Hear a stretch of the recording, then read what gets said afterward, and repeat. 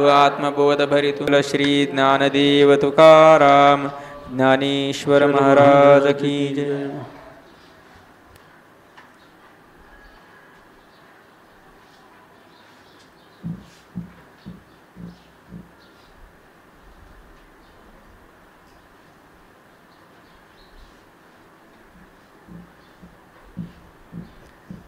नेहाभिक्रमनाशोऽस्ति प्रत्यवायो न विद्यते स्वल्पमप्यस्य धर्मस्य त्रायते महतो भयात्। नेहाभिक्रमनाशोऽस्ति प्रत्यवायो न विद्यते स्वल्पमप्यस्य धर्मस्य त्रायते महतो भयात्। नेहाभिक्रमनाशोऽस्ति प्रत्यवायो न विद्यते स्वल्पमप्यस्य धर्मस्य त्रायते महतो भयात्।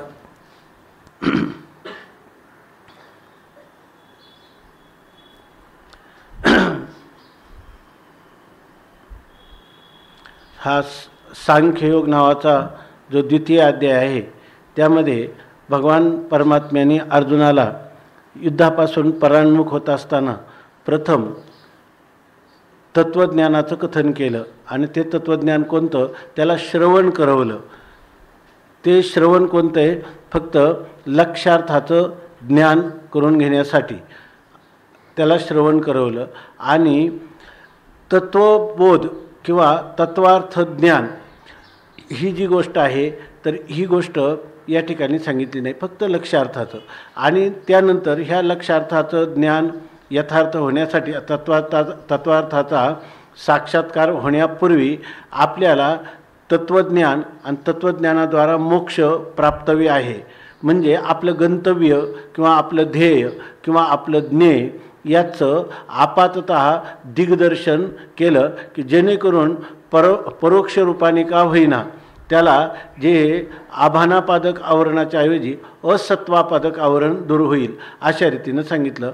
आणि हे होण्यासाठी एक अधिकार संपन्न अंतःकरण असलं पाहिजे। त्यासाठी आता भगवान त्याला निष्काम कर्मयोगाचा उपदेश करीत आहेत। म्हणून सांगतात येशा ते अभिहिता सांख्ये। आत्तापर्यंत सांख्यबुद्धी म्हणजे सांख्य ज्ञान म्हणजे वेदांत ज्ञान सांगितलं आणि यानंतर बुद्धी योगे त्विमाम शृणु आणि आता योगे बुद्धी इमाम शृणु। योग म्हणजे निष्काम कर्मयोगा संबंधाने त्याला ज्ञान सांगत आहेत। आणि हे ज्ञान सांगत असताना जर तुम्हाला कर्माचं फल निष्काम कर्मयोगाचं काय फल आहे आणि ह्या तत्वज्ञानाचं काय फल आहे? तत्वज्ञानाचं फल आहे साक्षात मोक्ष आणि ह्या निष्काम कर्मयोगाचं फल काय आहे? साक्षात मोक्ष आहे का? तर नाही, पण परंपरेने निश्चित मोक्ष आहे हे सांगत असताना भगवान कारण न प्रयोजनम अनुदिश्य न मंदोपी प्रवर्तते, त्याच्यामध्ये काहीतरी प्रयोजन किंवा फल असल्याशिवाय मंदबुद्धीचा पुरुष देखील त्या साधनामध्ये प्रवृत्त होत नाही। म्हणून पहिल्यांदाच सांगितलं की यया बुद्ध्या युक्तो पार्थ कर्मबंधम प्रहाससी। यया बुद्ध्या म्हणजे ह्या निष्काम कर्माच्या ज्ञानाने संपन्न होऊन जर कोणी ह्या निष्काम कर्मयोगाच्या अनुष्ठानामध्ये प्रवृत्त झाला तर तो देखील कर्मबंधम प्रहास्यसी। अर्जुना तू देखील ह्या कर्मबंधाचा त्याग करील। बऱ्याच वेळेला लोक केवळ कर्मामध्ये क्लेश आहेत आणि वेदांतामध्ये तत्वचिंतनामध्ये फक्त तो बुद्धीने विषय समजून घ्यायचा आहे, मग बरे करायला नको वाटतं, अधिकार तर नाही, पण निष्काम कर्म न करता आपाततः वेदांताचं फल श्रवण करून त्यांना असं वाटतं की आपल्याला हे मोक्ष हे फल ज्ञानानेच प्राप्त होतं आणि मग कर्माची काय आवश्यकता आहे असं त्यांना वाटतं। परंतु कर्म आणि तत्वज्ञान यांचे अधिकारी भिन्न आहेत या ठिकाणी। म्हणून जर अंतःकरण शुद्ध नसेल तर तो पुरुष तत्वज्ञानाचं श्रवण करूनही त्या ठिकाणी मोक्षरूप फलाला प्राप्त होत नाही। आणि हा जो निष्काम कर्मयोगाचा अनुष्ठान करणारा पुरुष त्या पुरुषाने निष्काम कर्माचं अनुष्ठान केलं तरी नेहाभिक्रमनाशोस्ति या ठिकाणी त्याने आरंभ केलेल्या कर्माचा कधी नाश होत नाही। कारण का इह अभिक्रमनाशः न अस्ति। अभिक्रम म्हणजे अभितः, क्रम म्हणजे पादविक्षेप म्हणजे आणि अभि म्हणजे सर्व बाजूनी आणि अभिक्रम म्हणजे सर्व बाजूनी निष्काम कर्मामध्ये कोणताही क्रम विक्षेप आहे, म्हणजे जर पादविक्षेप आहे, जर आपण पाऊल पुढे टाकला निष्काम कर्माच्या बाबतीत तर ते म्हणतात त्या ठिकाणी प्रत्यवायो न विद्यते, त्याला कोणतंही पाप लागत नाही. दुसरी गोष्ट अभिक्रम नाशा न असती, त्यांनी आरंभलेले जे कर्म आहे त्या कर्माचं त्याला चित्तशुद्धीरूप फल हे झाल्याशिवाय राहत नाही आणि त्याला पुढचा मार्ग मिळतो. कालच आपण पाहिलं की या ठिकाणी काय पूर्वानुक्रमो दिशे चोखाळत. पूर्वानुक्रम म्हणजे आपण पूर्वी केलेलं जे साधन आहे त्या साधनांनी आपली उत्तरोत्तर पुढच्या साधनांमध्ये प्रगती होऊन आपण पुन्हा मागं न जाता आपल्या गंतव्य जीव ब्रह्मैक्य ज्ञानाद्वारा मोक्षाच्या जवळ कसं जात असतो याला सर्वात मोठं त्याचं अनुभव हे प्रमाण आहे. परंतु हे अनुभव प्रमाण त्याला जसं येत जातं, जसं म्हणतात या मनाचे एक निके जे देखील या गोडीच्या ठाई सोके म्हणून या अनुभव सुखची कौतुके दावीत जायचे. जर आपण ह्या परमार्थामध्ये ते साधन केलं तर त्या साधनापासून होणारं फल आणि आपल्याला त्याच्यापासून मिळणारा आनंद हा जसा उत्तरोत्तर वृद्धिंगत होत जातो तसं तसं त्या पुढच्या साधनामध्ये आपली प्रवृत्ती होत राहते आणि ते पुढचं साधन आपल्याला त्याच्या पुढच्या साधनामध्ये प्रवृत्त करतं. अशा प्रकारची स्थिती असल्यामुळं नेहाभिक्रमनाशा असती आणि प्रत्यवायो न विद्यते, त्याला कोणत्याही प्रकारचा प्रतिबंध म्हणजे त्याला विरोधी दोष किंवा पातक लागत नाही. जसं सकाम कर्म आहे, सकाम कर्मामध्ये जर तुम्हाला सूर्योदयाच्या पूर्वी आहुती द्यायची आणि जर ती आहुती देताना सूर्योदय होऊन गेल्या तर ती आहुती त्या देवतेला न मिळता शाव नावाच्या राक्षसाला मिळते आणि त्याच्यामध्ये जर सकाम कर्म करण्यात सदोषता आली तर त्याचं तुम्हाला प्रायश्चित्त घ्यावं लागतं. तसं निष्काम कर्मामध्ये प्रायश्चित्त घ्यावं लागत नाही. पण याचा अर्थ जर आपल्याला कर्मामध्ये फलाची अपेक्षाच नाही मग आता कसंही कर्म करा असाही त्याचा अर्थ नाही. शास्त्राचं हृदय आपण जाणलं पाहिजे. लौकिकामध्ये की एखादा मनुष्य आपण नोकर ठेवला आणि त्या नोकराला आपण पगार देतो आणि त्याला चहा करायला सांगितला. चहा करताना त्याच्याकडून कपबशी फुटली, ते काचेच्या ग्लासाचे तुकडे तुकडे पडले, तर तो मालक काय करतो त्याच्यावर रागावतो. तुला एवढं कसं कळत नाही, म्हणजे काय फार मोठी शिक्षा करतो असंही नाही पण रागावतो त्याच्यावर. परंतु ते जर त्याचा एखादा मित्र आला आणि तो म्हणला चहा करायचा आहे तुम्ही नका करू मी करतो आणि तो करायला लागला आणि त्याच्याकडून जर तो प्याला पडला आणि फुटला तर त्याला तो काय करतो, त्याला रागावतो का? रागावत नाही. त्याला काय विचारतो, तुझ्या पायाला काचेचा तुकडा लागला तर नाही ना, पाय भाजला तर नाही ना? दोघांनी केलेलं आहे, दोघांनी ग्लास फोडलेला आहे. परंतु नोकराला अशा प्रकारचं आहे आणि मित्राला अशा प्रकारचं एक वेगळ्या प्रकारचे वर्तणूक त्यांना दिली जाते. याचं कारण काय आहे? तसंच इथं याचं कारण आहे का एक मित्र आहे आणि एक नोकर आहे. तसा इथं एक सकाम कर्म करणारा आहे आणि एक निष्काम कर्म करणारा आहे. सकाम कर्म करणाऱ्याकडून जर काही चुकलं तर त्याला प्रायश्चित्त आहे, नाहीतर मग मंत्र चले थोडा आणि तरी धडची होय वेळा अशा प्रकारचं आहे. पण इकडं जर तुम्ही निष्काम भगवंताचं नामस्मरण किंवा कोणतंही कर्म करत असाल तर तुकाराम महाराजांना काही निर्धास्तपणे म्हणतात, नये जरी तुझं मधुर उत्तर दिदला सुस्वर नाही देवे नाही तया विन भुकेला विठ्ठल येईल तैसा बोल रामकृष्ण. हे निष्काम कर्मयोगाचं रहस्य आहे. म्हणून या ठिकाणी म्हणतात इथं तुम्हाला लोक निष्काम कर्माकडे प्रवृत्त होणं आवश्यक आहे आणि त्याच्यामध्ये तुम्हाला वाटत असेल फल आहे का नाही, तर बुद्ध्या युक्तो यया पार्थ कर्मबंधम प्रहास्यसी, कर्माच्या बंधनातून मुक्त होणं म्हणजेच मुक्ती प्राप्त करणं. याचा अर्थ जसं तत्त्वज्ञानाचं फल आहे तसंच या ठिकाणी या निष्काम कर्मयोगाचं देखील फल मोक्ष हेच आहे. परंतु काय आहे, क्रमाक्रमाने आहे आणि तत्त्वज्ञान झालं तर ते साक्षात आहे. बरं तत्त्वज्ञानाचं असं आहे, तुम्ही जर म्हणाल की गुरूंनी तत्त्वमसी महावाक्य सांगितलं की अपरोक्षच ज्ञान आम्हाला होतं असं जर तुम्ही म्हणता किंवा हा पक्ष जर आपण मानला विवरणकारांचा तर याचा अर्थ काय होतो की तुम्हाला जर अपरोक्ष ज्ञान होतं तर तुम्हाला समाधान वाटायला पाहिजे.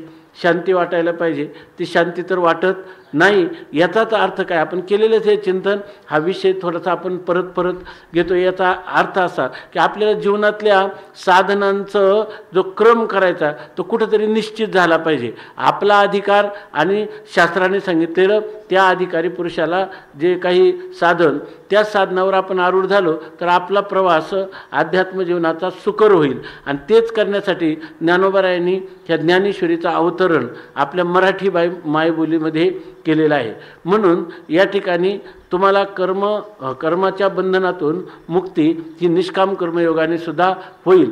पुन्हा त्याची फायदे काय आहेत आणखीन, तुम्हाला जसं सकाम कर्मामध्ये सदोषता किंवा विरोधी फळ होतं, धरची होय वेडा, तसं या ठिकाणी होत नाही. म्हणून सांगतात की प्रत्यवायो न विद्यते. त्याला प्रत्यवाय म्हणजे विरोधी फल, म्हणजे करायला गेला गणपती आणि झालं माकड, असं त्याचं कधीच होत नाही.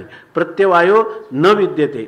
आणि पुन्हा या धर्माचं समजा आपण अनुष्ठान करायला लागलो, परंतु ह्या अनुष्ठान जितक्या तंतोतंत व्हायला पाहिजे यथार्थ रीतीनं तसं कधी कधी घडत नाही. तर असं जरी झालं तर आणि थोडंसं जेवढं यथाशक्ती यथामती घडलंही, परंतु ते परिपूर्ण आपल्याकडून झालं नाही तरीसुद्धा दोष लागत नाही. त्यासाठी सांगतात स्वल्पम अपि अस्य धर्मस्य, म्हणजे अस्य धर्मस्य स्वल्पमापी, म्हणजे ह्या धर्माचं थोडंही केलेलं जे अनुष्ठान आहे, निष्काम कर्मरूप धर्माचं केलेलं जे थोडंसंही अनुष्ठान आहे ते महतः भयात त्रायते.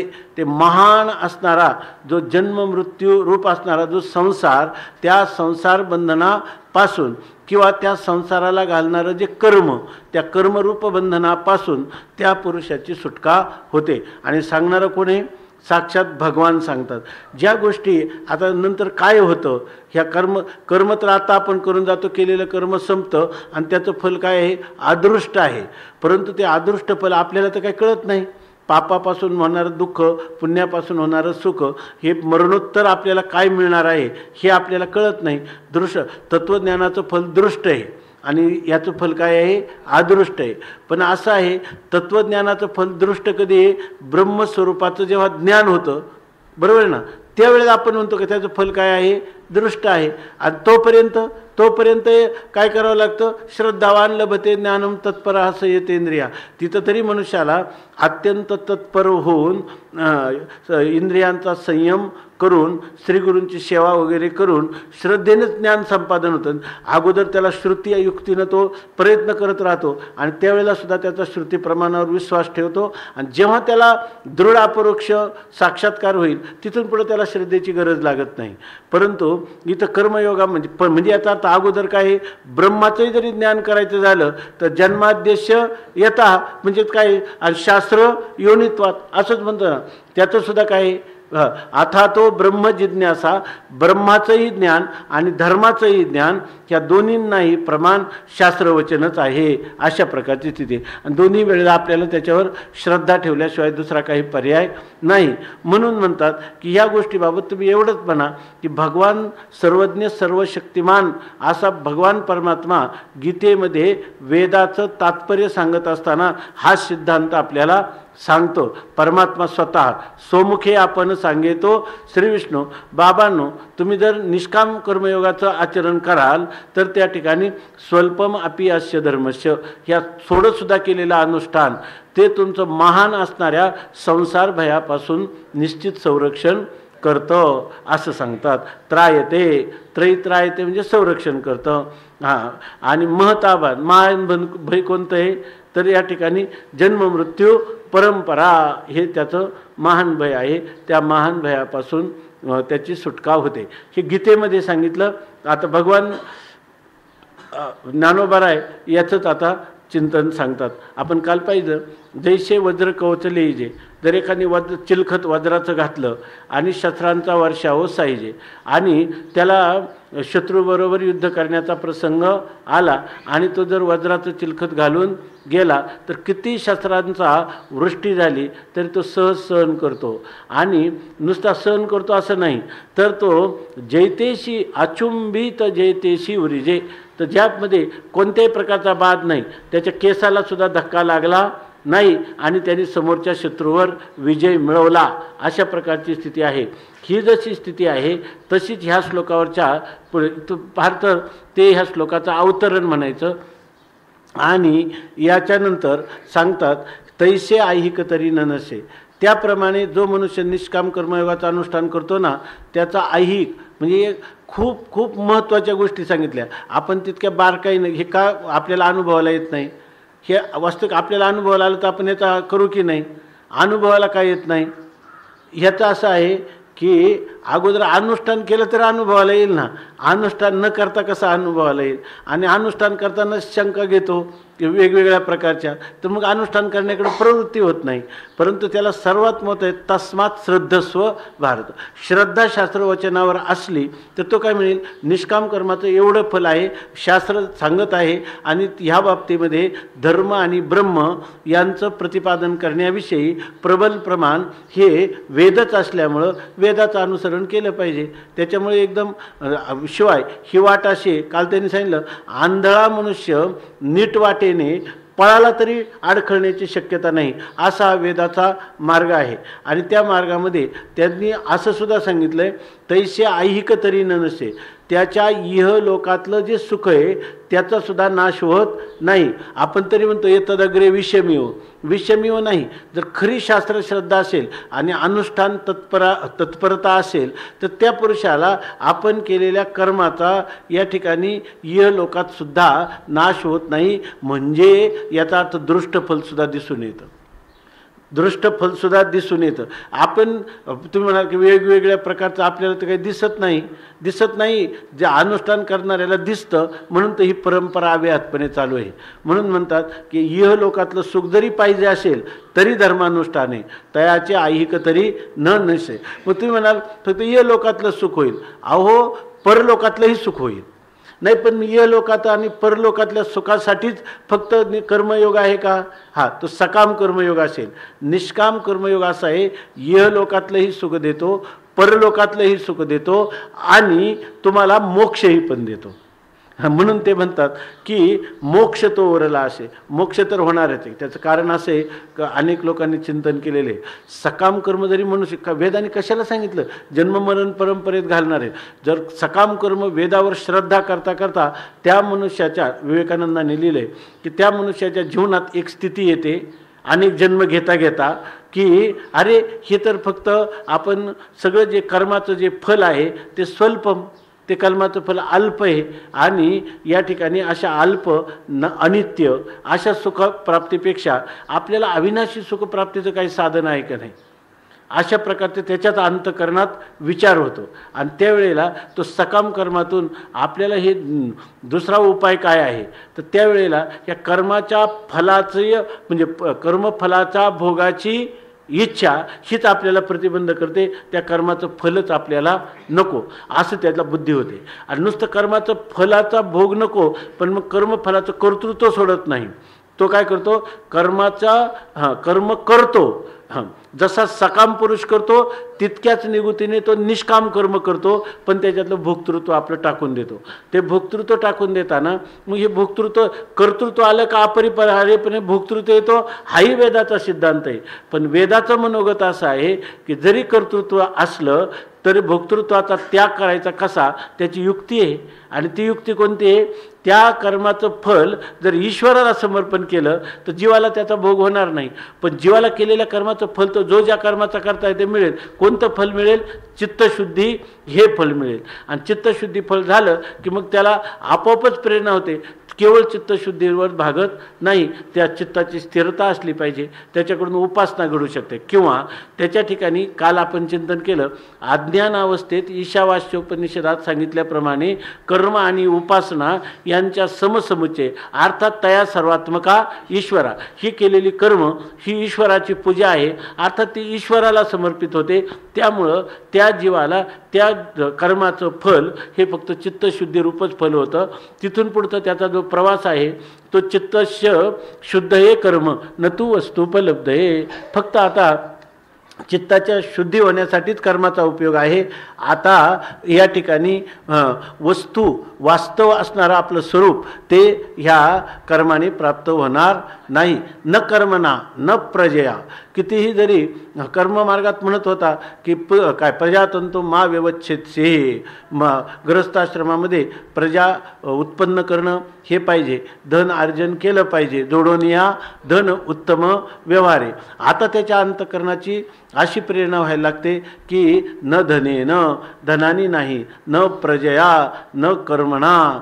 या ठिकाणी त्यागेन एके अमृतत्व मानशो. त्यागानेच ह्या अमरत्वाची मोक्षाची प्राप्ती होईल. आपोआप यालाच म्हणायचं अभिक्रमनाशा न असती, अशी त्याला प्रेरणा होते. मग त्याला श्रीगुरूंची भेट होते आणि त्या ठिकाणी त्याला वेदांताचं हे तत्वमसी महावाक्याचं उपदेश होतो आणि तो पुरुष जीव ब्रह्मैक्य ज्ञान प्राप्त करून मुक्त होतो, जीवनमुक्त अवस्थेला प्राप्त होतो. म्हणून वेदाने जेवढं सांगितलंय त्याच्यामध्ये इतकं मार्मिक असं रहस्य आहे आणि ते इतकं सत्य आहे, इतकं अकाट्य आहे की त्या ठिकाणी सकाम कर्म करणारा सुद्धा निष्काम कर्मात प्रवृत्त होईल, निष्काम कर्म करणारा देखील निष्काम उपासनेमध्ये प्रवृत्त होईल, निष्काम उपासना करणारा पुरुष देखील या ठिकाणी तत्वज्ञान श्रवणादी अंतरंग साधनाकडं प्रवृत्त होईल. अशा प्रकारची स्थिती आहे. म्हणून मनुष्य कोणत्या का होईना रीतीनं सकाम जर मनुष्य असेल तर मन मानेल तसे विषय भोगेल, अनुकूल वाटेल तसं नाही. तुम्हाला विषयच पाहिजे ना या लोकातले, तर त्याच्यासाठी हे साधन करा. कोणी सांगितले? वेदाने सांगितलेलं. वेद प्रतिपादक साधन करा. लौकिक साधन या ठिकाणी सांगत नाही. हे अलौकिक दिव्य असं अपूर्व अशा प्रकारचं साधन या ठिकाणी सुखप्राप्तीचं सांगितलेले. सुखप्राप्ती काय आणि मोक्ष काय सारखंच आहे. तर त्याचं हे साधन या ठिकाणी सांगितलं. ते सांगत असताना भगवान म्हणतात स्वल्पमापीय अस्य धर्मस्य. याचा अर्थ जरी त्याच्यामध्ये काही अल्पता असली, त्याच्यामध्ये काही त्रुटी असल्या तरीसुद्धा तुम्ही चिंता करायची नाही. महान संसार भयापासून तुमचं संसार दुःखापासून मुक्तता ही होणार. हे काय निष्काम कर्मचं जसं आहे ना तसंच निष्काम उपासनेचं आहे. जर निष्काम उपासना अशी केली ना, देवाकडून कोणत्याच प्रकारची इच्छा नाही आणि केलं आणि त्याच्यामध्ये त्रुटी झाली तर त्या त्रुटीची भरसुद्धा त्या ठिकाणी त्यांनी सांगितलं तेषाम कर्म कुर्वन्ति मत्कर्म कुर्वताम पुंसाम कर्मलोपो भवेद्यदी. मत्कर्म कुर्वताम, माझ्यासाठी कर्म करतो, ईश्वरार्पण करण्यासाठी, ईश्वराची पूजा म्हणून कर्म करतो आणि कर्म करताना जर त्याच्यामध्ये काही अल्पता त्रुटी वैगुण्य निर्माण झालं तर त्याचं काय? त्याच्यासाठी भगवंतांनी स्वतः सांगतात मत्कर्म कुर्वताम, माझ्यासाठी कर्म करतो आणि कर्मलोपो भवेद्यदी. आणि त्या कर्मामध्ये काही लोप झाला वैगुण्य झालं तर पुढं काय? तेषाम कर्म कुर्वन्ति, त्याची सगळी कर्म कोण करतात? तिसरा हा कोट्यामहर्षय. हे अंतराळामध्ये असणारे कोट्यावधी असणारे जे ऋषींचे आत्मे आहेत ते त्या जीवात्म्याची काय करतात? पूर्तता करतात. अशा प्रकारचं सांगितलेलं आहे. ह्या सगळ्या गोष्टींना शास्त्रावर प्रामाण्य दिलं तर तो मुमुक्षु काय आहे? एकदम मुमुक्षुच आहे तो, परंतु कोणत्या मार्गाने चालला आहे? निष्काम कर्माने. तर त्या निष्काम कर्मामध्ये तो जो पुरुष आहे तो निर्धास्त आहे. फक्त त्याची काय असली पाहिजे? श्रद्धा. तो हळूहळू ढाळे ढाळे केतुलेनी एके वेळे तया मार्गाचे निबळे निश्चित ठाके. ज्ञानी पुरुष तो तत्काल जातो. काय देखे उत्प्लवना सरिसा पक्षी फळाशी झोंबे जैसा सांगे नरू केवी तैसा पावे वेगा. तो हळूहळू ढाळे ढाळे केतुलेनी एके वेळे तया मार्गाचे निबळे निश्चित ठाके. विवेकानंदांनी तर असं लिहिलं आहे की हे जो मनुष्य आहे ना त्याला फक्त असं वाटलं, फक्त त्याच्या मनात विचार आला की मला खरं शाश्वत सुख पाहिजे आणि त्यासाठी काय करावं. शाश्वत सुख सगळ्यांना पाहिजे पण त्यासाठी काय करावं याच्याकडे जास्त कोणी प्रवृत्त नाही. पण जर प्रवृत्त झाला ना तर तो देहात्मवादी चारवाकापासून जरी निघाला तरी तो वेदांतापर्यंतच जाईल. आपोआप ह्या गोष्टी घडत जातील. फक्त काय आहे, ही इच्छा नाही केली तर लवकर घडणार नाही. कारण का? म्हणून मनुष्याने स्वतः मुमुक्षुत्व अंगामध्ये आणलं पाहिजे. लवकर येईल तेव्हा येईल म्हणजे किती कल्प जातील सांगता येईल का? यम एव एष वृणते तेन लभ्य. हा परमात्मा जो आहे ना, तो परमात्मा ज्याचं वरण करतो, ज्याचा अंगीकार करतो, त्याला काय होतं, ही अशा प्रकारच्या त्या परमात्म्याचा लाभ होतो. असे याचं दोन प्रकाराने अर्थ केलं की यम वै एष वृणते म्हणजे परमात्मा याचा करतो नाही, हा जो ह्या परमात्म्याची इच्छा करतो त्याला तो परमात्मा लवकर प्राप्त होतो. म्हणून आपण मुमुक्षुत्व जे आहे ना, मुक्तीची इच्छा आपण स्वतः ही केली म्हणजे मग आपला प्रवास लवकर होईल. म्हणून मुमुक्षुत्व हे अंगात आलंच पाहिजे. आणि असा जर असेल तर त्याचा प्रवास होतो. हे सांगण्यासाठी सांगतात की स्वल्प आपलं तयाचे ऐहिक, आपलं चिंतन हे चाललं होतं. खरं तयाचे ऐहिक तरी ननसे, त्याचं इहलोक जो आहे तो नष्ट होत नाही आणि मोक्ष तो उरला असे. ते एक कीर्तनकार होते आमच्या इकडे, तर ते काय करत होते, सर्व ठिकाणी कीर्तनं करायची निस्पृह पद्धतीनं आणि स्वतःच्या संसारात त्यांनी, त्यांचं खूप मोठं अधिकार होता. त्यांनी कुठल्याच कोणाच्या पुढं हात पसरला नाही आणि त्यांना 3 मुली होत्या, त्यांची लग्न करायची होती. तर ते काय म्हणणे की मला ह्या भक्ती सिद्धांताचा असा अनुभव आला की निष्काम कर्म जरी केलं तर ऐहिकसुद्धा आपलं काही नष्ट होत नाही. कारण ते म्हणे की श्रीमंत पूजनाच्या दिवशीच मला 3 मुलीच्या लग्नाला लोकांनी बोलावलं. लोकांनी त्यांची लग्न पण जमवली आणि त्या मुलींचा सगळा खर्च पण केला, वडील म्हणून त्यांना बोलावलं. याचा अर्थ निष्काम उपासना, निष्काम कर्म करत असताना त्यांचं ऐहिक लोकातलं सुद्धा त्यांचं झालं. भगवंतांनी आपल्या तर संत चरित्रात दिले, काहींची तर लग्न पण केली आहे की नाही, त्यांच्या सर्वच्या सर्वच त्यांचं केलेलं आहे. मागे पुढे उभा राहे सांभाळत आलिया आघात निवाराया. फक्त स्वामी महाराज म्हणायचे की देव मागं पुढं सांभाळतो म्हणून आम्ही निष्काम भक्ती करतो, असं जर म्हटलं तर ती कोणती भक्ती झाली, सकाम भक्ती झाली. त्याचा पण विचार नाही. पण त्याचं रहस्य मात्र इतकं आहे का तयाच्या ऐहिक तरी नसे ऐहिक तरी नशे आणि मोक्ष तो उरला असे.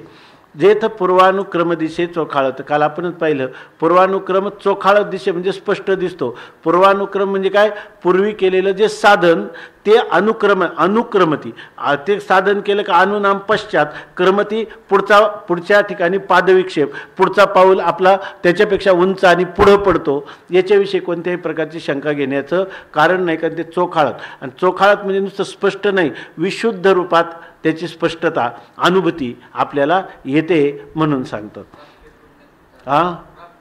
प्राप्य पुण्यकृतान लोक, मी सांगितलं ना, त्याला लोकातलंही मिळतं, तिकडे गेला तर प्राप्य पुण्यकृतान लोकानुषित्वा शाश्वती समाह शुचिनाम श्रीमताम गे योगभ्रष्टोभी जायते अथवा योगिनामेव कुले भवती धीमताम एतद्दि दुर्लभतरम लोके जन्म यदि दृश्यम तत्र तम बुद्धिसंयोगम लभते पौर्वदेहिकम. पूर्व हे हाच त्याला या ठिकाणी हे सर्वच्या सर्वच. मला परवा म्हणजे 8-10 दिवसापूर्वी कोणतरी विचारलं होतं, बा हे पूर्वानुक्रम दिशे चोखाळत याचा काय अर्थ आहे असं विचारलं होतं. काल आपण त्याचं चिंतन केलं. हा सगळा क्रमच आहे. पण हा कोण एकाच जीवात्म्याला दिसतो का दुसऱ्याला दिसतो? त्याला त्याच्यात अनुभूतीला येतो. काही तर इतके आहेत, तुम्ही म्हणाल सगळ्यांना कुठं आपल्याला मागच्या जन्मात कोणतं केलं आठवतं. पण इथं एक आमच्या आयुर्वेदमध्ये त्याला पूर्वजाती स्मरा नराहा असं सुश्रुत किंवा चरक संहितेमध्ये म्हटलेले. पूर्वजन्माचं त्यांना स्मरण पण असते, असे पण महापुरुष आहेत. आणि याची उदाहरणं काल सांगितली. कोणाची? मधुसूदन सरस्वतींचं. आणि दुसरं उदाहरण आहे आचार्यांचं, भगवत पूज्यपाद आज का बरं पूर्वानुक्रम तो असं कधी होईल का? 18 चतुर्वेदी, 12 सर्वशास्त्रविद, 16 कृतवान भाष्य, 23 मुनिरभ्यगात, असं होऊ शकत नाही. मधुसूदन सरस्वतींनी 4 वर्षाच्या वयात ही पोथी माझी आहे, मी लिहिलेली असं म्हणणं संभवत नाही. याला काय म्हणतात? पूर्वजाती स्मरा नराहा. अशा रीतीनं पूर्वानुक्रम दिशे चोखाळतं असं आपण थोडं चिंतन केलं. आता पुन्हा सांगतात मग आता हे कर्म तुमचा माणसाला फळाचं एवढं झालं, मग आता ते कर्म कोणत्या युक्तीनं करायचं ते माऊली सांगतात. कर्माधारे राहटीजे परी कर्मफळ न निरीक्षिजे जैसा मंत्रज्ञू न बंधिजे भूतबाधा. कर्माधारे राहटीजे म्हणजे माणसाने काय करावं? कर्माच्या अधिकारी जो असेल त्यांनी कर्माधारे, कर्माचाच आश्रय करावा आणि राहटीजे आणि त्या कर्माचंच आचरण करावं किंवा या ठिकाणी त्या कर्माचंच अनुष्ठान त्यांनी करावं. आता सांगतं अधिकारी कोण आहे? आपण नेहमी ज्याच्या अंतःकरणात अजून ईशत मल आणि विक्षेप आहे, चित्ताची चंचलता आहेत, अंतःकरणात पापवासना आहे आणि मोक्ष तर पाहिजे आहे, तर अशा पुरुषांनी पायरीनं जायचं म्हटलं तर त्यांनी कर्ममार्गाचंच अनुष्ठान करावं. आणि कर्ममार्गाचं अनुष्ठान करीत असताना ते सांगतात मग कसं करायचं? तर फक्त कर्म करायचं, पण कर्माच्या फलाची इच्छा करायची नाही. अशा प्रकारचं कर्मफळ न निरीक्षजे, कर्मफळ कधीही पाहू नये. मी अमुक कर्म करतोय म्हणजे कर्तृत्व आहे त्याच्याजवळ, पण भोक्तृत्वाचा त्याग आहे. आता पुढे येणार आहेत काय आहे, ह्याच्यामध्ये 3 प्रकारचे लोक आहे. काही लोकांच्या ठिकाणी काय कर्तृत्व आहे आणि भोक्तृत्व नाही. काही म्हणजे आता हे कर्म निष्काम कर्मयोग जो आहे याच्यात कर्ता आहे, कर्म तर करायचं म्हणजे कर्तृत्व आहे पण भोक्तृत्व नाही. आणि काही लोकांच्या ठिकाणी काय आहे, सकाम कर्मामध्ये कर्तृत्व पण आहे आणि भोक्तृत्व पण आहे. आणि एका ठिकाणी कर्तृत्वही नाही आणि भोक्तृत्वही नाही. ते कोणते लोक आहेत? वेदांती. त्यांना आत्मा करताही नाही आणि आत्मा भोगताही नाही. आता हे कोणासाठी? ज्यांच्या ठिकाणी कर्तृत्व आहे पण भोक्तृत्व नाही. आणि अशाच प्रकारचे लोक या निष्काम कर्मयोगाचं अनुष्ठान करतात. आणि ह्याच लोकांना चित्तशुद्धी, यांना दुसरं फळ कोणतंच नाही, का अंतःकरण शुद्धी हेच त्याचं फल आहे. बरं, मग ह्या लोकांना ते म्हणतात जैसा मंत्रज्ञ न बंदिजे भूतबाधा. आता एखादा मंत्रज्ञ आहे म्हणजे मांत्रिक आहे, आणि तो जो मांत्रिक आहे मंत्राचं ज्याला व्यवस्थित ज्ञान आहे, तर त्याला केवढे मोठं जर भूत असेल तर दुसऱ्याचं भूत त्या मांत्रिक जो काय करतो, दुसऱ्याचं भूत उतरतो. आणि ते भूताने जर ठरवलं की त्यालाच त्रास द्यायचा तर त्याला त्रास देऊ शकेल का मांत्रिकाला? मांत्रिक भूतबाधा न बंदिजे, त्या मंत्र्याला भूतबाधा कधीही बाद करू शकत नाही. म्हणजे ही कर्म करण्याची युक्ती. जर निष्काम कर्म करत असाल तुम्ही तर तुम्हाला बाधा होणार नाही. नाम ते कर्म कोणत्याही प्रकारचं सकाम पुरुषाला जसं प्रत्यवायादी फल देतं किंवा त्याला प्रायश्चित्तादी कर्म करावी लागतात, तसा कोणताही प्रसंग निष्काम कर्मयोगावर येत नाही. तिया परिजे सुबुद्धी आपू झालिया निरवधी, हा असताची उपाधी आकळू न सके. काय कोणत्या श्लोकावरून कुठं ज्ञानोबरायांच्या वव्या किती गंभीर आशयाने येतील हे काही आपल्याला सांगता येणार नाही. पण तोच विषय दुसरीकडे सांगण्याऐवजी इथंच का सांगितला याचंही आकलन आपण करू शकत नाही. इथं सांगतात की तियापरी, त्याप्रमाणे म्हणजे कसा, जसा मांत्रिकाला भूतबाधा कोणत्याही प्रकारची पीडा देत नाही, तियापरी त्याप्रमाणे जे सुबुद्धी, जी सद्बुद्धी, इथं सुबुद्धी म्हणजे सद्बुद्धी. कोणती सद्बुद्धी इथं म्हणायचं? निष्काम कर्म करण्याची प्रेरणा अशी जर असेल तर ती पण कशी, कधी वाटतं सकाम करावं, कधी वाटतं निष्काम करावं, कधी वाटतं श्रवण करावं, अशी बुद्धी नाही. ती सद्बुद्धी कोणती आहे? ती आपू झाली आणि निरवधी आपू झाली. त्याचं हे ना, निरवधी म्हणजे निश्चय पूर्णपणे, आपू म्हणजे आपल्या स्वाधीन झाली. म्हणजे एकदा निश्चय झाला ना, निष्काम कर्मयोगाचंच अनुष्ठान करायचं, मग सकाम कर्माचं अनुष्ठान कधीही करायचं नाही. अशा प्रकारची ती आपल्या आपू झाली म्हणजे आपल्या स्वाधीन, आणि स्वाधीन झाली पण कधी कधी नाही, निरवधी निरंतर ती बुद्धी आपल्या स्वाधीन झाली. कोणती? सुबुद्धी. आणि ती सुबुद्धी म्हणजे कोणती? इथं निष्काम कर्मयोग करण्याची बुद्धी जर आपली स्थिर स्वरूपात कायमची निश्चित झाली आणि ती बुद्धी आपल्या ताब्यात राहिली तर हा असताची उपाधी आकळू न सके. तर ते म्हणतात ज्ञान, बघा ज्ञानवान पुरुष आहे, ज्ञानवान पुरुष व्यवहार करतो की नाही, कर्म करतो की नाही, पण कर्म करून तो आकर्ता आहे की नाही. कर्मण्य कर्म यः पश्येत आकर्मणीच कर्म यः सा बुद्धिमान मनुष्येषु सयुक्ता कृष्ण कर्मकृत, असं त्याचं वर्णन केले. माऊलीनं सांगितलं धड ज्ञान त्याला झालं असेल तर यस्य नाहंकृतो भावो बुद्धिर्यस्य न लिप्यते हत्वापि स इमान लोकान न हंती न हन्यते. माऊली तर सांगतात की तयाच्या प्रतिपदातू आणि घडो त्रैलोक्याचा घातू परी तेने केले हिय मातू बोलूची नाही ना, बोलू नाही. या त्याच्या एका पावलाला त्रैलोक्याचा नाश झाला तरी त्याला त्या पातक कधी लागू शकत नाही. हे कशाचं सामर्थ्य आहे? ज्ञानाचं सामर्थ्य. आणि हेच सामर्थ्य इथं काय सांगतात? बरं, त्याचा ज्ञान झाल्यानंतर त्याचं जीवन आहे, त्याचा विचार केलेला आहे. ज्ञान झाल्यानंतर तत्त्वज्ञ पुरुष जगतो का मरतो? जगतो. जर मरत असता तर लोक म्हणल्याचे थंडी तापासारखा हा एक रोग आहे ज्ञान, कोण त्याच्याकडे प्रवृत्त झालं असतं. मग ज्ञान झाल्यानंतरही ज्ञानोत्तर जीवनात जोपर्यंत त्याचा प्रारब्ध शेष आहे तोपर्यंत त्याच्याकडून सगळ्या प्रकारची कर्म ज्ञानीपुरुषाकडून घडत राहतात.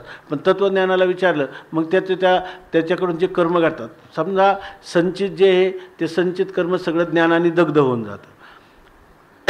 बरोबर आहे ना. प्रारब्ध कर्म तो भोगून संपवतो आणि त्याची जर क्रियमान कर्म त्याला लेप लागत नाही. कारण का म्हणे, जरी तो करीत असला पण असंगत्वाचा निश्चय आहे, असंगत्वाच्या निश्चयामुळं त्याला क्रियमान कर्म लागत नाही. संचित कर्म दग्ध होऊन जातं. प्रारब्ध कर्मणाम भोगादेव क्षया, अशी त्याचे तुम्ही स्पष्टीकरण करता.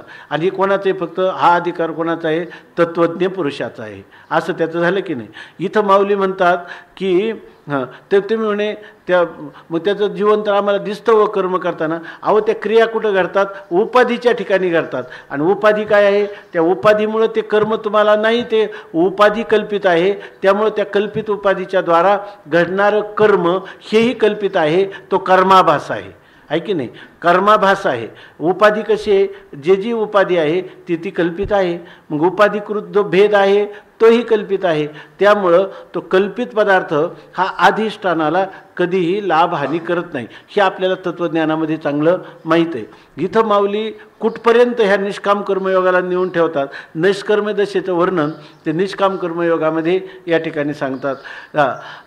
हा असताची उपाधी, म्हणजे जर तो निष्काम कर्म करत असेल तर त्या पुरुषाला, अरे निष्कर्मे दशेत जर उपाधी असते तर निष्काम कर्मयोगामध्ये उपाधी टाकून कर्म करील काय तो, ते असणारच त्याच्या ठिकाणी उपाधी. पण असली तरी उपाधी असताची उपाधी, हा उपाधी जरी असला तरीसुद्धा आकळू न सके, तो उपाधी त्याला आकळू शकत नाही, बद्ध करू शकत नाही. बद्ध करू शकत नाही का एका बद्धतेच्या जोखडातून त्याला मुक्त करीत असतो, आहे की नाही. मुक्ततेच्या तो काय, जरी आज नसला तरी तो काय करतो, मुक्त. याच्यातून जर पाहिलं, जर कोणी म्हणेल की हा अर्थवाद आहे, हा अर्थवाद आहे, बरोबर आहे. कारण या ठिकाणी किंवा त्याला प्रौढीवाद पण म्हणता येईल ना, किंवा प्रौढीवादाने या ठिकाणी तर सांगतात इतकं ह्या निष्काम कर्माचं महत्त्व आहे. जर तुम्हाला या ठिकाणी अर्थवाद म्हणण्याचा अर्थ काय आहे की जर तुम्ही हे निष्काम कर्मयोगाचा चांगल्या प्रकाराने केलं, जवळ निष्कर्म दशेला तुम्ही पोचल्यासारखेच आहे. फक्त इतकं मोठं ह्या निष्काम कर्माचं महत्त्व आहे. आता तुम्ही लगेच म्हणाल की ज्ञानी पुरुषाच्या ठिकाणी तो उपाधी असल्यामुळं आकळू शकत नाही, स्वतः वेगळं राहून इतराचं ज्ञान करून देतो, त्याला म्हणतात उपाधी. आणि इथं निष्काम कर्मयोग सुद्धा स्वतः वेगळा राहूनच काय केलेले तुम्हाला, तत्वाचं जवळ ज्ञान करून दिलेले. याला परिपूर्णता आली म्हणून काही वेदांत सिद्धांताच्या विरुद्ध असं विवेचन माऊली या ठिकाणी करत नाही. पण उपाधी असले तरी निष्काम कर्मयोगा, कारण का आकळू का न शके, जर त्याला पुण्यपाप निर्माण करत नसतील, त्याला कर्माच्या बंधनात न टाकता उलट त्याचा कर्मबंध त्याला बाधू न पवे अशी जर स्थिती करीत असेल तर हे निष्काम कर्म काय साधारण गोष्ट आहे का. त्या विवेकानंदांनी तर हे बाकीचं एवढं चिंतन करण्यापेक्षा एक वेगळं कधी सांगितलं असेल, मला काल मला वाटतं संदीप महाराजांनी कोणी सांगितलं काल, तर विवेकानंदांनी आपल्या कर्मयोगामध्ये त्यांनी जे कर्मयोग, प्रेमयोग, ज्ञानयोग आणि भक्तियोग असे 4 खंड लिहिलेत. आणि त्याच्यामध्ये स्थूलमानाने त्यांनी आपली अनुभूती मांडलेली. तर त्याच्यामध्ये त्यांनी वर्णन केलं, हा कर्म त्या एका राजाने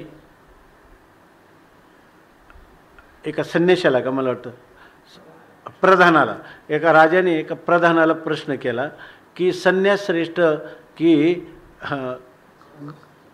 गृहस्थाश्रम श्रेष्ठ, असा त्याला प्रश्न केला की गृहस्थाश्रम श्रेष्ठ की संन्यास श्रेष्ठ. त्यांनी सांगितलं मी तुम्हाला सांगेल, प्रसंगाने तुम्हाला सांगेल. काय झालं की त्याच्यानंतर राजाच्या मुलीचं स्वयंवर निघालं. म्हणजे त्या स्वयंवरामध्ये ते तिथं जो काही हत्ती होता, तो हत्ती ज्याला माळ घालील त्याला ती मुलगी द्यायची, असं स्वयंवरामध्ये ठरलं. तेव्हा तिथे सगळी गर्दी जमली. एक संन्यासी रस्त्याने चालला होता, त्याने तिथं डोकावल्याबरोबर त्या हत्तीनं त्याच्या गळ्यात माळ घातली. मग त्यांनी विचारलं माळ घातली, तर राहिला उभा. ते लोकांनी म्हणजे अहो आता ते काय झालं हे?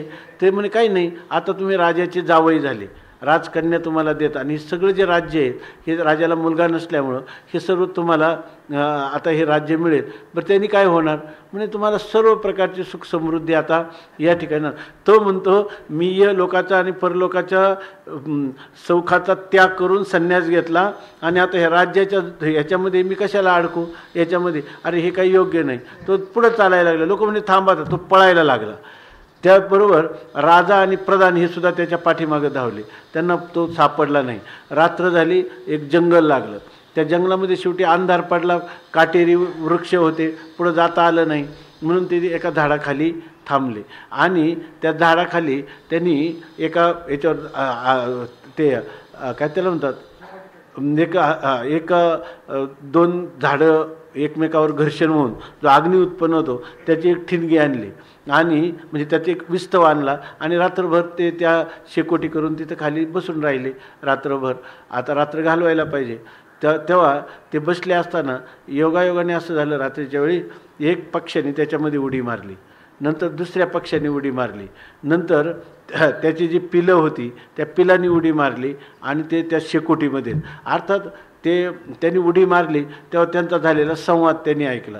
तो संवाद असा होता की तो पक्षी आपल्या पत्नीला सांगत होता की आता तू ह्या मुलाबाळांचा सांभाळ कर, आज रात्री हे भुकेपोटी असणारे हे अतिथी आपल्याकडे आलेले आहेत, आपण यांना काही करू शकत नाही, तर आपण काय करू, मी माझा देह याच्यात समर्पण करतो, तो भाजून जाईल, मग मांस खातील आणि त्यांची तृप्ती होईल.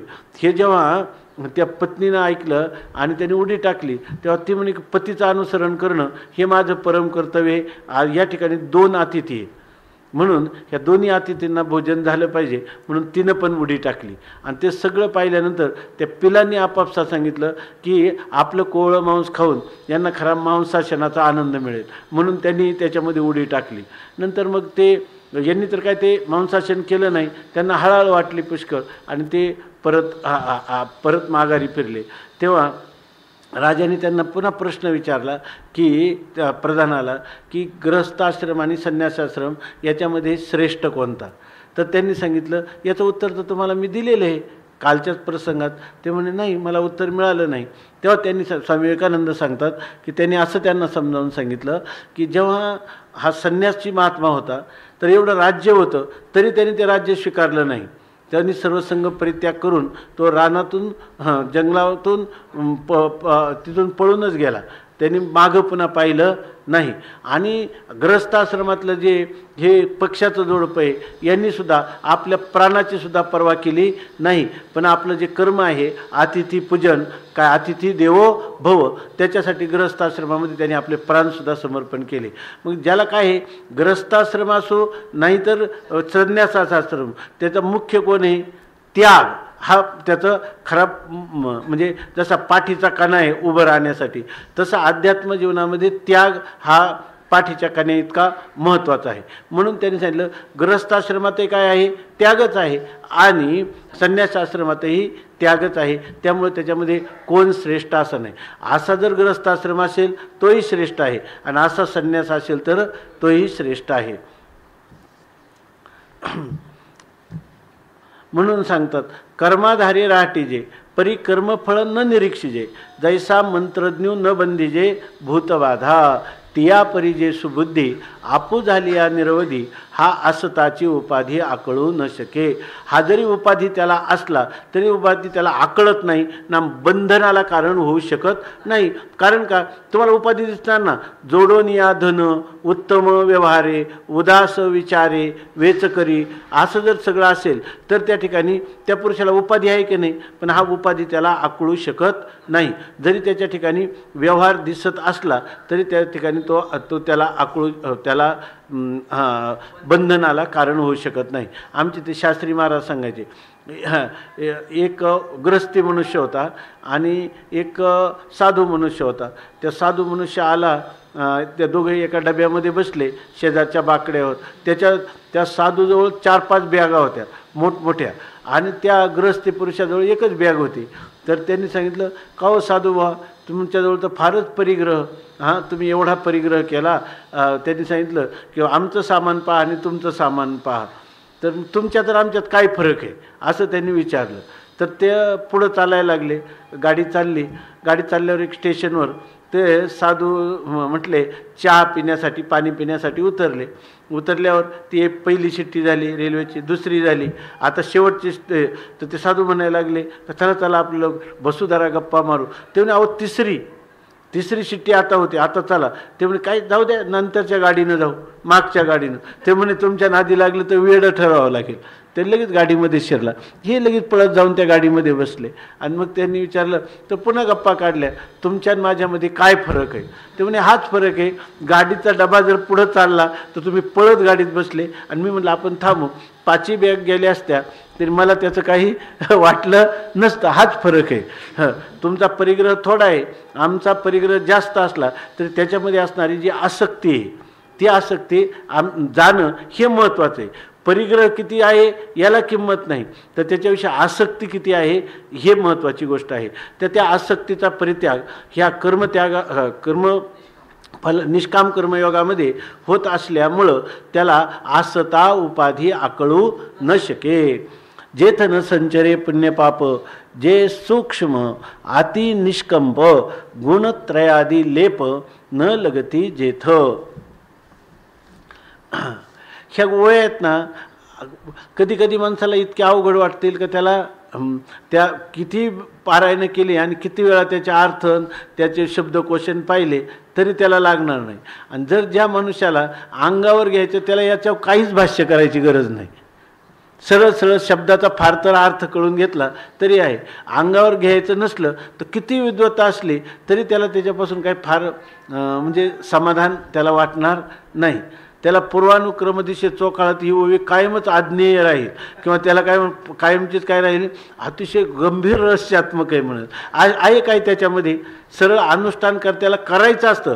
इथं जाणायचं फार नसतंच, कर्मयोगामध्ये करायचं आहे, जाणायचं नाही. जाणायचं ते कुठं ज्ञानयोगामध्ये तुम्हाला जाणायचं. परंतु इथं सांगतात की हा सुद्धा कसा आहे, जेथ न संचरे पुण्यपाप. हे निष्काम कर्माचे एवढे फायदे आहेत, पण मनुष्य ही गोष्ट लक्षात घेत नाही. म्हणून आजही किती देवदेवतांच्या उपासना इकडं लोक ते बी एक देव चालत नाही. पार माऊलीनं लिहिलं की त्या पार चतुर्दशीच्या दिवशी कोणाचा, पौर्णिमेच्या दिवशी कोणाचा, बुधवारी कुठं, सोमवारी कुठं, लिंगेशी काय बेलेशी लिंगा धावे असं सांगितलं. आणि सगळ्या वव्या आहेत ना त्या, ते तर आहेच आहे, त्याचं तात्पर्यच आहे म्हणा, पण बाकीचे सांगितलं. शुक्रवारी म्हणे देवीला मी तुझाच आहे असं शुक्रवारी देवीला जातो, सोमवारी महादेवाला जातो, मंगळवारी दुसऱ्या देवतेला जातो, गुरुवारी दत्ताला जातो, शुक्रवारी देवीचं अनुष्ठान करतो, शनिवारी हनुमान, रविवारी खंडोबा, असं सगळं ऐसा अखंड भजन करी, उगा नो हे क्षणभरी, अवघेनी गावद्वारी आहे वजैशी, असं त्याचं वर्णन केलेलं आहे. म्हणजे सारखा करतो परंतु त्याचं तत्त्व त्याला माहीत नाही. यासाठी एक उदाहरण दिलेले रोहिदास महाराजांचं. खूप आयुष्यभर करतो पण सकाम करतो ना. तिकडे काय सांगितलं, काय काय आपले जर पुराणं पाहिली ना व्यासांची, तर एकदा एका पुराणामध्ये विष्णू श्रेष्ठ, एका पुराणामध्ये शंकर श्रेष्ठ, एका ठिकाणी ब्रह्मदेव श्रेष्ठ, अशा प्रकाराने वर्णन आहे. मग आणि पुन्हा तुम्हाला जर धन पाहिजे असेल तर त्या ठिकाणी भगवान शंकराची उपासना करा. जर तुम्हाला मोक्ष पाहिजे असेल तर काय विष्णूची उपासना करा, असं सांगितलेलं आहे. ते लोक म्हणतात हा बरोबर आहे, त्या विष्णूची कारण काय म्हणे, त्या विष्णूची पत्नी लक्ष्मी आहे ना, तिला त्याला कधीच त्या करा वाटत नाही म्हणून तो मोक्ष देतो. मोक्ष मोकळाच पडला आहे त्याच्याकडं म्हणून तो मोक्ष देतो, त्या लक्ष्मी देतच नाही. भगवान शंकर म्हणे, भगवान शंकर काय करतो, तुम्हाला ज्ञान देतो. आपलं भगवान शंकर जे तो लक्ष्मी देतो. हा, ते लक्ष्मी का देतो, कारण तो वैराग्यवान आहे. वैराग्यवान आहे, त्याला काय कशाची गरजच नाही. भस्म उठी रुंडमाळा, हाती त्रिशूळ, नेत्री ज्वाळा, गजचर्म व्याघ्रांबर, जातो त्याला लक्ष्मीचा उपयोगच नाही, मग तो देतो. म्हणून लक्ष्मी पाहिजे असेल तर शंकराचे काही लोक मग शंकराची टीका सहन होत नाही. ते म्हणतात दुसरं प्रमाण आहे भागवतात, विद्या आणि धन दोन्ही देतो. आहे का नाही. अशा प्रकारची पण खरं याचं कारण काय, अनेक देव आपल्याकडे खरा एकेश्वरवाद मानलेला आहे, अनेक देवतांची पूजा नाही. त्यासाठी रोहिदास महाराजांच्या चरित्रात एक उदाहरण आलं की रोहिदास महाराजांनी ते काय करायचे, ते पांडुरंगाचे निश्चिम भक्त होते आणि तिथे एक ब्राह्मण होता. तो ब्राह्मण 30 देवतांची उपासना करत होता आणि कधीच समाधानी नव्हता. त्याला कधीच समाधान त्याच्या चेहऱ्यावर झळकलं नाही आणि त्याला इप्सित वस्तू ज्या आहेत ना त्या देवताकडून त्या पण त्याला प्राप्त झाल्या नाही. त्या पण त्याला प्राप्त झाल्या, चांगलं लक्षात घ्या. तर त्याला प्राप्त न झाल्यामुळं त्याचं ते यांना रोहिदास महाराज चांभार चर्मकार वंशात जन्मलेले, हा ब्राह्मण पवित्र वंशातला, आता याला ज्ञान कसं सांगायचं. पण त्यांना दया आली एक दिवस. त्यांनी काय केलं, त्यांच्या दोघांच्या घरामध्ये जे अंतर मोकळं होतं, मोकळी जागा होती, तर त्यांनी काय केलं, त्याच्या घराच्या भोवती ना 25 खड्डे खाणले. आणि मग त्या ब्राह्मणाने विचारलं, रोहिदास महाराज हे 25 खड्डे कशाला. ते नाही जरा विहीर खांडायचे म्हणे, इथं जरा पाणी लागलं तर. मग म्हणजे विहीर खांडण्याचं काही अशी पद्धत आहे का. 25 खड्डे खाणले, त्याच्याऐवजी एकच खड्डा जर चांगला खोल काढला असता तर 6 महिन्यांनी का होईना पाणी लागलं असतं. आता हे 25 खड्डे पाऊस आला म्हणजे माती ढासळल, पुन्हा बुजून जाते. पुन्हा अशी किती खाडली तरी तुम्हाला विहिरीला पाणी लागणार नाही. मग ते म्हणले म्हणजे तुमच्या अनेक देवतेच्या पूजेसारखं आहे का काय म्हटले. म्हणजे तुम्ही अनेक देवताची पूजा करता पण तुम्हाला अजून एकाही देवतेचा साक्षात्कार किंवा त्याचं जे इप्सित फल आहे ते प्राप्त झालं. त्या ब्राह्मणाच्या लक्षात आलं. तर आपल्या इकडे काय, एको देव हा सर्वभूतेषु गडः, सर्व व्यापी सर्वभूतांतरात्मा, एकच परमात्मा सर्वत्र आहे. आणि त्या परमात्म्याचं गंभीर चिंतन केलं तर सगळ्या देवतांच्या वेगवेगळ्या पूजेपासून होणारी फलं त्या एकाच परमात्म्यापासून प्राप्त होतील. कारण तो परमात्माच कसा आहे, सर्वज्ञ सर्वशक्तिमान, आणि वेदाला तो एकेश्वरवादच सांगायचा आहे. परंतु उथळ बुद्धीच्या लोकांना, मंद बुद्धीच्या लोकांना, सकाम पुरुषांना वेगवेगळ्या उपासना सांगितलेल्या आहेत, पण ते त्याचं वेदाचं तात्पर्य नाही. अशा प्रकारची स्थिती आहे. तर इथं ते सांगतात की अजून एक गोष्ट आहे, जेथ न संचरे पुण्य पाप. या ठिकाणी पुण्य आणि पाप ह्या दोघांचाही निष्काम कर्मामध्ये प्रवेश होत नाही. याचं मुख्य कारण आपण काय सांगितलं, त्रुटी. याचं मुख्य काम, कर्माचं फल हे ईश्वराला समर्पण केल्यामुळं ते दोन्हीचे, पुण्याचंही फल त्याला प्राप्त होत नाही आणि पापाचंही फल त्याला प्राप्त होत नाही. आणि जे सूक्ष्म अतिनिष्कंप, आणि म्हणतात जे म्हणजे कोण, जे निष्काम कर्म ना, जे निष्काम कर्म हे काय आहे, अत्यंत सूक्ष्म आहे. हे का म्हणून हे होत नाही. त्या नारदांना मला वाटतं कोणी विचारलं,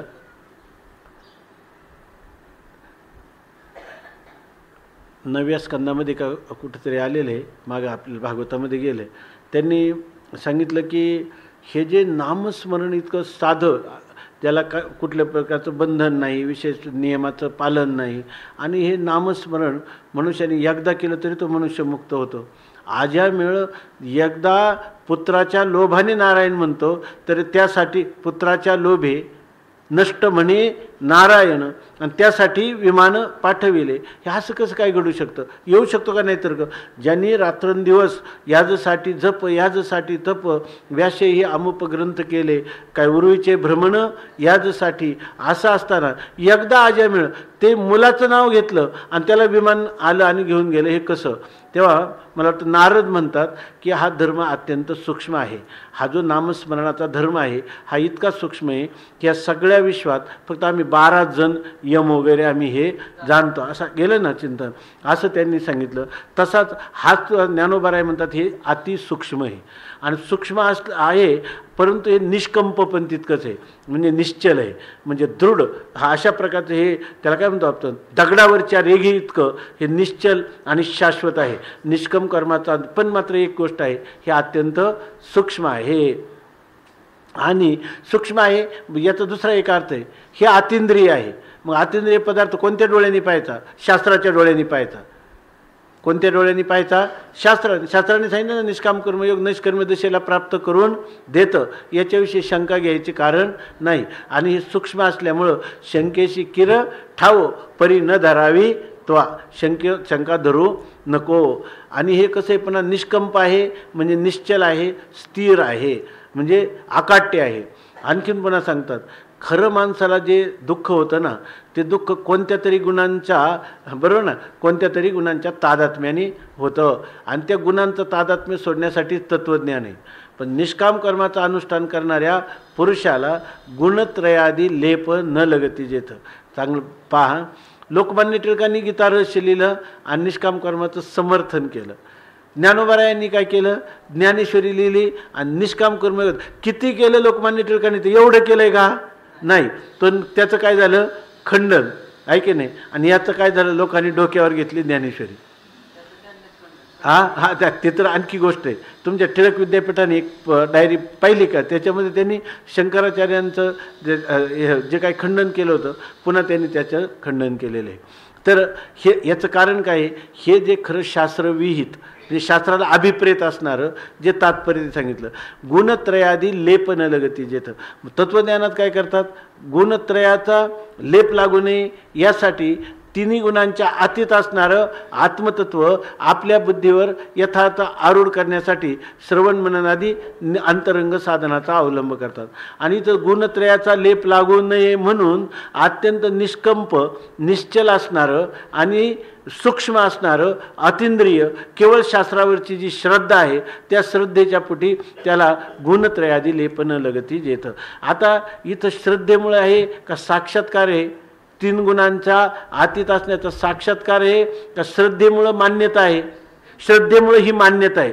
पण ह्या मान्यतेचा एवढा मोठा प्रकार, आज जे तुम्हाला मान्य आहे ना, तेच उद्या तुम्हाला अनुभव्य होणार आहे की नाही. आज जे तुम्हाला मान्य आहे तेच तुम्हाला अनुभव्य निश्चित होणार आहे. म्हणून ते सूक्ष्म अतिंद्रिय ज्ञानाच्या बाबतीत का, तर आम्ही त्या शास्त्रवचनावर एवढी श्रद्धा ठेवलेली आहे. म्हणून म्हणतात गुणत्रयादी लेप न लगती जेथ. तिन्ही गुणांचा लेप लागत नाही, जे अत्यंत सूक्ष्म आहे, अनुभवाची जोगे नोहे बोला ऐसे, अशीच याची स्थिती आहे. गुणत्रयादी लेप न लगती जेथ. या ठिकाणी जर आपण बारकाईनं पाहिलं तर निष्काम कर्मयोगादिकांचं तत्व याच्यामध्ये किती गौण समजतात तत्त्वज्ञानाच्या प्रांतात. फक्त चित्तशुद्धीचं साधन एवढंच त्याला महत्त्व आहे का, दुसरं काय आहे त्याच्यामध्ये? काहीच महत्त्व. ज्ञानोबारायांनी ह्या कर्माला कुठं नेऊन ठेवलं आहे की नाही. म्हणजे खरं कर्माचं वेदाला असणारं अभिप्रेत स्वरूप जीवाच्या निश्चित कल्याणासाठी काय त्याचं महत्त्व ते ज्ञानोबारायांनी जाणलेलं आहे. आणि सगळी समाजव्यवस्था खरी अत्यंत सुखरूप आणि सुचारू रूपाने चालावी, याला सुरुवात कुठून आहे, निष्काम कर्मयोगापासूनच आहे. तरच निष्काम कर्मयोगापासून सुरुवात झालेल्या पुरुषालाच नैष्कर्म्य स्थिती प्राप्त होऊ शकते, निश्चित होऊ शकते, तत्काल होऊ शकते, लवकर होऊ शकते. इतकंच नाही, ज्या साधनाला तुम्ही घाबरता, ऐक नाही, अहो नुसतं कर्मच करीत राहायचं आणि फलाची इच्छा नाही आणि कसं काय जीवन त्याच्यामध्ये घालवायचं, ऐक नाही. माणूस कधीतरी जेरीला येईल ना, त्याच्यामध्ये जेरीला नाही यायचं, त्याच्यातसुद्धा काय आहे, आनंदच आहे. म्हणून आणि त्याचं तयाची ऐक तरी नसे आणि मोक्ष तो उरला असे, जेथ पूर्वानुक्रम दिसे चोखाळतं, असं याचं महत्त्व आहे. जेथ न संचरे पुण्यपाप, जे सूक्ष्म अति निष्कंप, गुणत्रयादी लेप न लगती जेथ.